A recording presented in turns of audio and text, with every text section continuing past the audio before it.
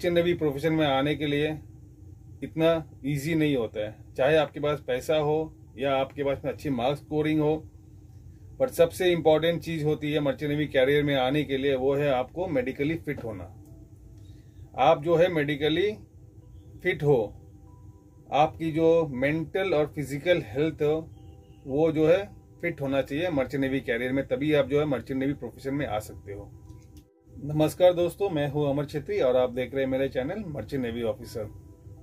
ये वीडियो बनाने का मेरा एक ही मकसद है कि अभी बहुत सारे भाई लोग जो है मर्चेंट नेवी कैरियर स्टार्ट करना चाहते हैं, तो उनके जो है मैं नॉलेज में लाना चाहता हूं कि आप लोगों को जो है मेडिकली फिट होना चाहिए, फिजिकल और मेंटल हेल्थ से फिट होना चाहिए। तो क्या क्या रिक्वायरमेंट्स होती है जो डिक्लेयर करती है आपको मेडिकल फिटनेस, मतलब आपका जो फिजिकल और मेंटल हेल्थ किस टाइप की कैसा होना चाहिए, जो आप लोगों को जो है मर्चेंट नेवी प्रोफेशन जो है आप लोग स्टार्ट कर सकते हो। तो वीडियो को अंत तक देखिएगा दोस्तों, यही रिक्वेस्ट है आप लोगों की, स्किप मत कीजिएगा, क्योंकि कुछ टर्म्स कुछ मेडिकल जो चेकअप होते हैं उसको मिस मत कीजिएगा। और वीडियो को अगर अच्छा लगे तो लाइक और सब्सक्राइब कीजिएगा। अगर कोई डाउट है तो कमेंट बॉक्स पे कमेंट कीजिए, मैं आप लोगों का डाउट जरूर दूर करूंगा।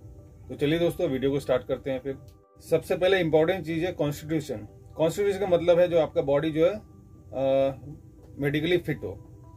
Medically fit in the sense मतलब आपके बॉडी में कोई वीकनेस नहीं हो, या आपके कोई मसल टेंडेंसी ना हो, कोई आपके बोन्स में एब्नॉर्मलिटी ना हो, तो ये सब चीज ना हो आपकी। और आपका जो वेट है वो मिनिमम 42 kg होना चाहिए, और आपकी जो हाइट है वो 150 सेंटीमीटर से नीचे नहीं होना चाहिए।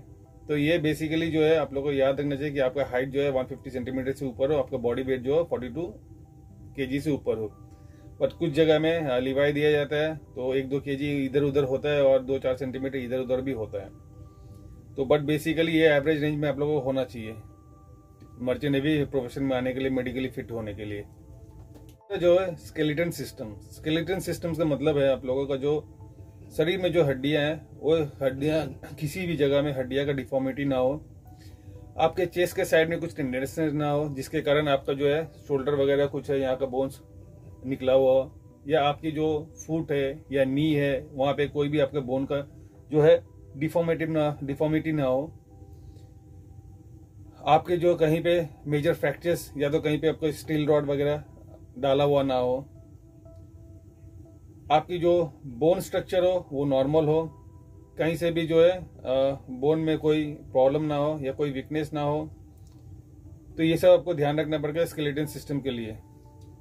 तीसरा नंबर है ईयर, नोज एंड थ्रोट।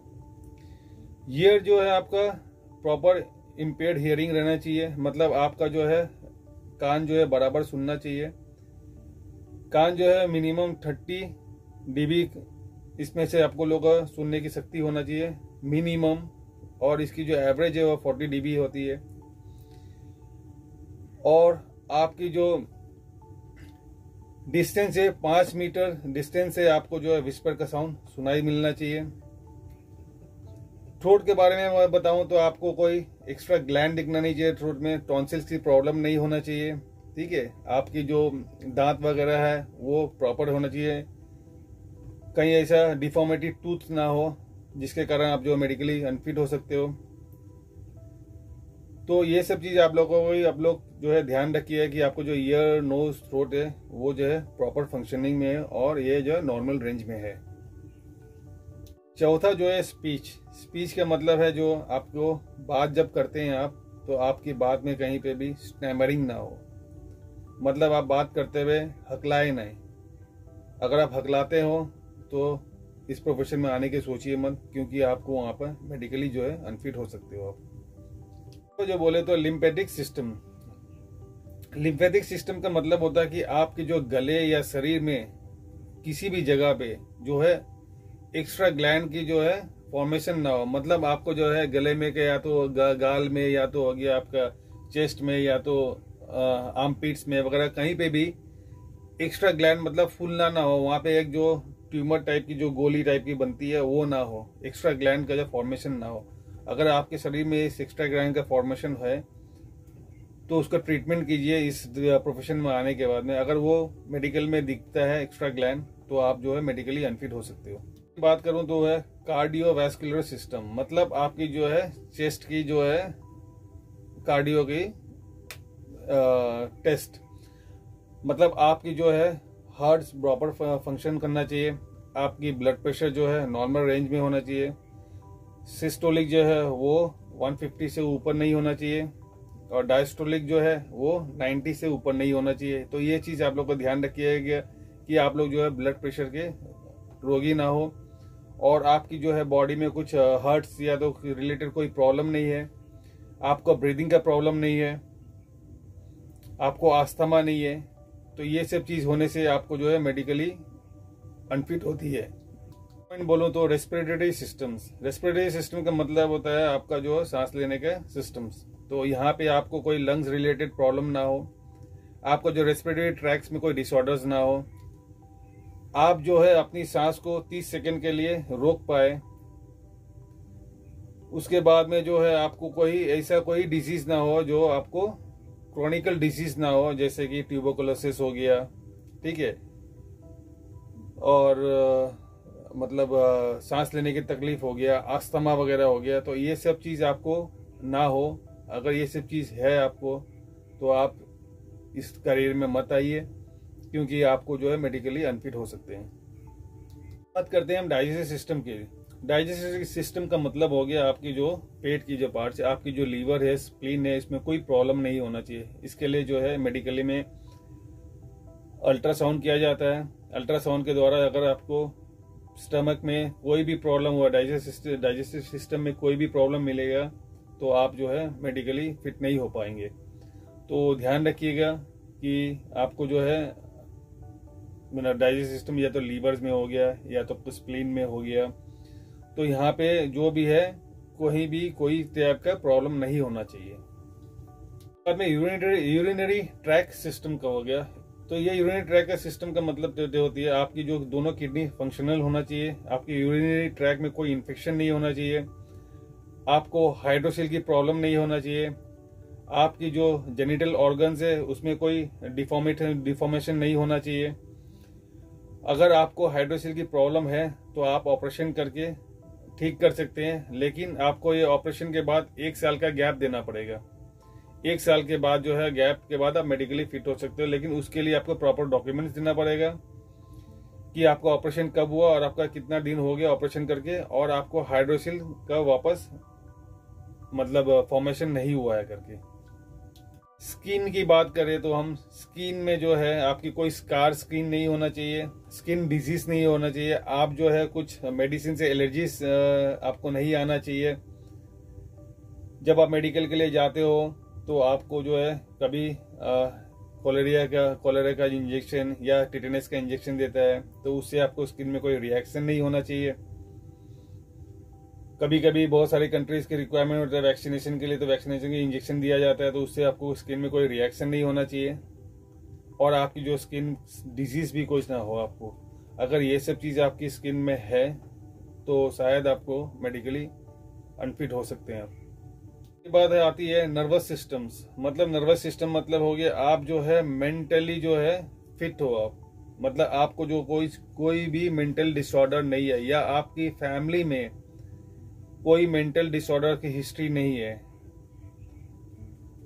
तो आप ये ध्यान रखिएगा कि आपको जो है मेंटली फिट रहना पड़ेगा, क्योंकि जहाज में जो है मेंटल डिसऑर्डर आदमी जो है वो दूसरे आदमी को परेशानियां क्रिएट करती है और दूसरे आदमी को खतरा पैदा करती है। तो इस टाइप के जो मेंटल डिसऑर्डर कैंडिडेट्स है उसको जो है मेडिकली फिट नहीं किया जाता है। तो आपको ध्यान रखिएगा कि आपके अगर कोई फैमिली बैकग्राउंड में भी अगर मेंटली डिसऑर्डर है पहले से ही फैमिली हिस्ट्री में, तो डॉक्टर से जरूर बताइएगा। और अगर आपको भी कुछ मेंटल डिसऑर्डर है तो इस कैरियर में मत आइए।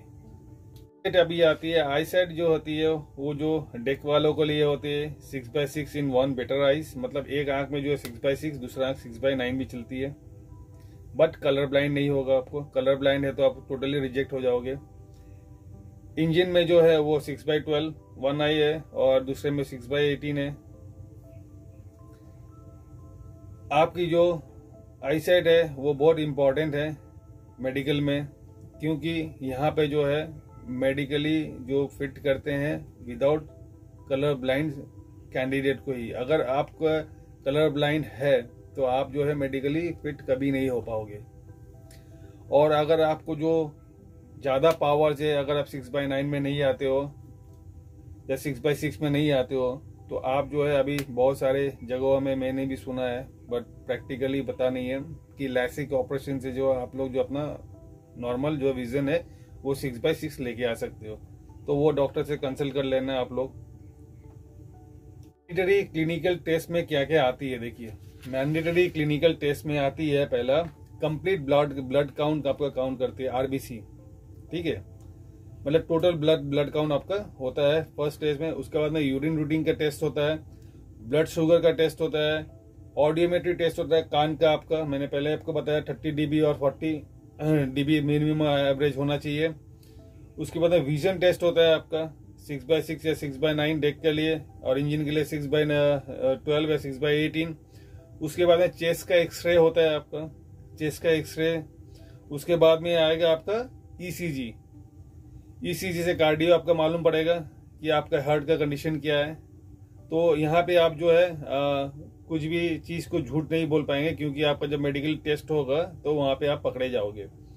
और यूएसजी करते हैं, सोनोग्राफी अल्ट्रासोनोग्राफी करते हैं जो पेट का, या तो लोअर एब्डोमेन या तो अपर एब्डोमेन का सोनोग्राफी होगा। तो उसमें आपको कुछ भी डाइजेस्टिव सिस्टम या आपका किडनी रिलेटेड कुछ भी प्रॉब्लम है तो आप वहां पे पकड़े जाओगे और आप जो है मेडिकली अनफिट हो जाओगे। तो ये सारे जो है मैंने आपको बताया, ये मेडिकली आपको इस चीज से जो है मेडिकली आप लोगों को फिट होना चाहिए, तभी आप जो है सी कैरियर प्रोफेशन जो है आप स्टार्ट कर पाओगे। तो मेरा बेस्ट ओपिनियन यही रहेगा कि आप लोग इस कैरियर में आने से पहले कोई भी डीजी अप्रूव मेडिकल से आप आईओएल मेडिकल कर लीजिए। 2,500-3 हज़ार का खर्चा है, तो वो करवा के आप देख लीजिए कि मेडिकली फिट हो कि नहीं हो, क्योंकि ये जो है मेडिकल जो है आपको इन फ्यूचर भी काम ही आएगी।